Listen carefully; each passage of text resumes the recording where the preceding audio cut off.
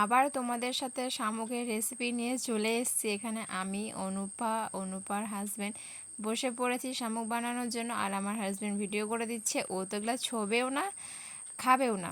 যাই হোক, আমরা তিনজন মিলে এখানে বসে পড়েছি, আর এটার জন্যই গেছিলাম আমরা কামারপাড়া হাটে ওয়েট করে করে। আর বলো না, অস্থির হয়ে গেছিলাম। ফাইনালি অতগুলা ছুটি এতটুকু পরিমাণ হয়েছে, এটাকে ভালো করে মানে বের করে নাড়িভুটি যা থাকে পরিষ্কার করতে হয়। এটার করার পরে ভালো করে একটু নর্মালি জলে নোংরাগুলো ধুয়ে নিলাম। ধোয়ার পরে এখানে দিয়ে দিয়েছি লবণ। লবণ দিয়ে ধুলে কি হয়, যেটা সবাই জানে, নোংরাগুলো বেশি ভালো করে পরিষ্কার হয়ে যায়। যাই হোক, ভালো করে ধুলাম শামুকটাকে। ধোয়ার পরে আমি এখানে মশলা বাটতে বসে গেছি, আর অনুপা এখানে পেঁয়াজ কাটছে। তারপরে আর কি, শামুকটা আমি হলুদ লবণ দিয়ে মাখিয়ে একটু রেখে দেবো 5 মিনিটের মতো। না রাখলেও হয়, বাট আমার হাতে টাইম ছিল তাই আমি রেখে দিয়েছি। আর এখানে আলু সিদ্ধ করে নিয়েছি, আর ওকে দিয়ে দিয়েছি ছেলার জন্য। তারপরে আমি শামুকটাকে এখানে দিয়ে দিয়েছি ভাজার জন্য। তখন মনে হচ্ছিল কম, বাট 4 জন খাওয়ার জন্য ইনাফ এটা।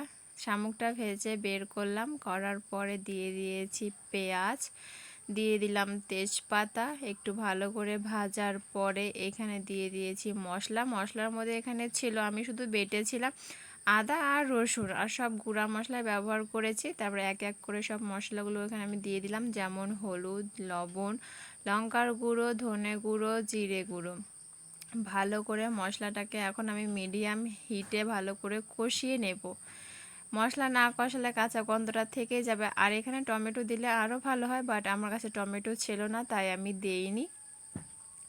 মশলাটাকে কষানোর পরে যে সেদ্ধ করে রেখেছিলাম আলুটা, ছিলে ম্যাশ করে নিয়েছি, সেটা আমি এখন দিয়ে দিলাম এই মশলার মধ্যে। এখন এই দুটো জিনিসকে ভালো করে একটু 2-3 মিনিট কষিয়ে নিব। তারপরে ওটার মধ্যে ভেজে রাখা যে শামুকটা সেটা অ্যাড করে দেব।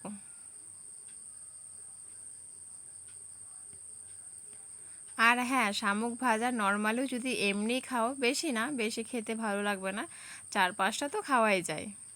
আর আমি খেয়েও ছিলাম, ভালো লাগে আমাকে খেতে। তারপরে সবগুলো কষিয়ে নিলাম। কষানোর পরে জল দিয়ে দিলাম, যেরকম যে খাবে সেই হিসাবে নামিয়ে নিবে। গরম মশলা দিয়ে হয়ে গেল শামুকের রেসিপি।